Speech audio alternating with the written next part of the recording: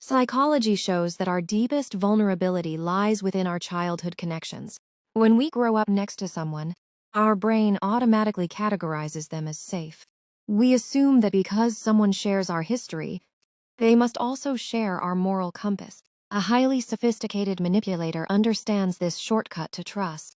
They often re-enter a person's life, not with obvious red flags, but under the guise of intellectual and spiritual alignment. They will spend months engaging in deep conversations, discussing meditation, philosophy, and sacred texts. This is a psychological tactic known as mirroring. By mimicking a target's highest values, the manipulator forces an intense, artificial bond, causing the victim to pour their genuine affection into the relationship through art, gifts, and undivided loyalty. Once emotional grooming is complete, the dynamic intentionally shifts. Relying on the false premise of a shared future, the manipulator gradually transitions the relationship into physical intimacy. But in the psychology of exploiters, intimacy isn't a bond, it is a conquest. The moment the objective is secured, the psychological discard begins, often disguised by a sudden geographic move or a new job in a different city. The manipulator goes completely silent. This sudden ghosting leaves the brain in a state of cognitive dissonance. When the victim asks for clarity, they are met with gaslighting. The manipulator rewrites history, making the victim feel unstable or demanding, effectively weaponizing the victim's childhood trust against them. The ultimate blow in these cases usually comes without warning: the sudden revelation that the manipulator is marrying someone else.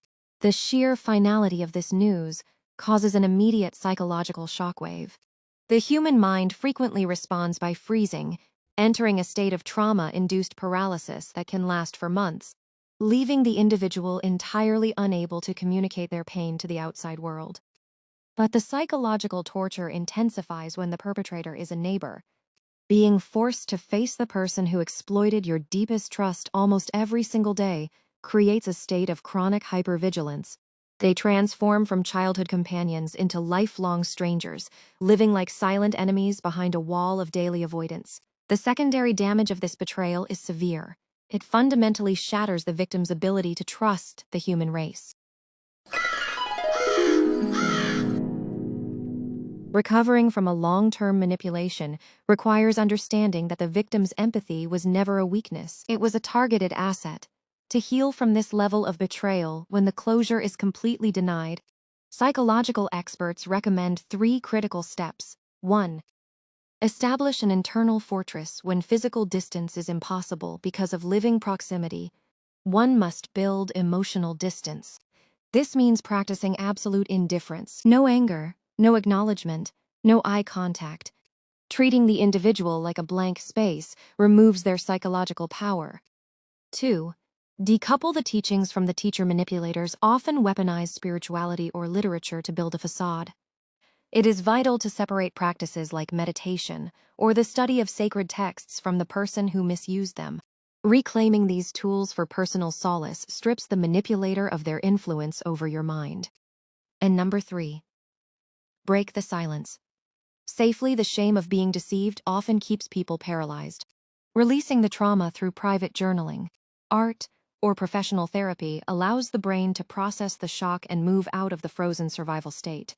A betrayal can end a chapter, but it does not define the entire book.